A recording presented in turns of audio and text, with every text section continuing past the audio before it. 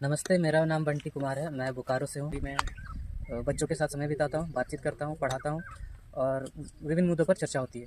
तो उसी दौरान उसी क्रम में हम लोग आज एक तारा जंगल आए हुए थे और यहाँ पे बैठकर सबने बातचीत करके भजन गाए। हम लोग को भजन गाए हैं और उसके बाद फिर उन पर चर्चा की गई है भजन पर। तो जैसे एक भजन है, वृक्ष बोला पात से, सुन पत्ते मेरी बात, इस घर की ये रीत है, एक आवत एक जात।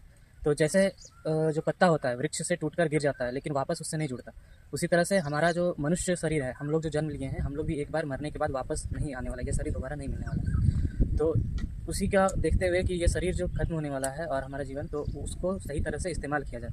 इसी क्रम में आगे हमने पढ़ा कि और बात की कि हीरा पायो गांठ गठियायो, बार बार वो के क्यों खोए।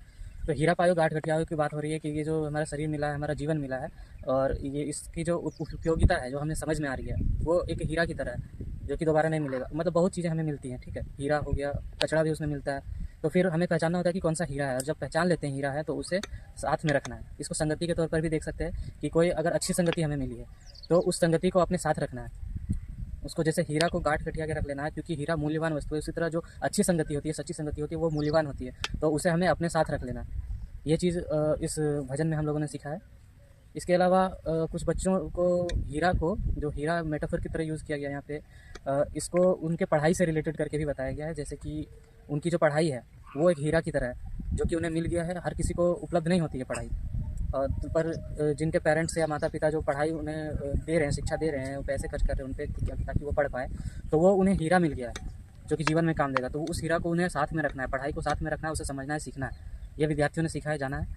इसके बाद कुछ और भजन हमने गाए हैं। और हीरा पायो गांठ गठियायो, मन मस्त हुआ तब क्यों बोले, ये एक लाइन आ रहा है इसमें कि मन मस्त हुआ तब क्यों बोले। तो इसमें फिर बच्चों ने सवाल भी किया कि जब मन मस्त हो गया तो क्यों बोले।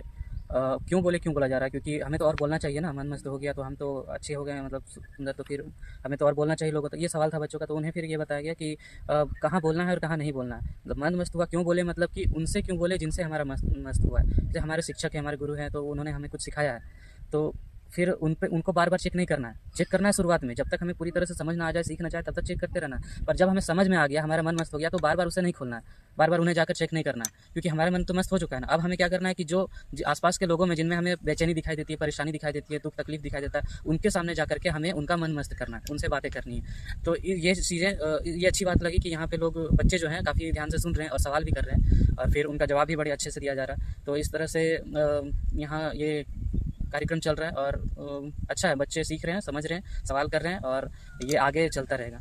ठीक है, धन्यवाद।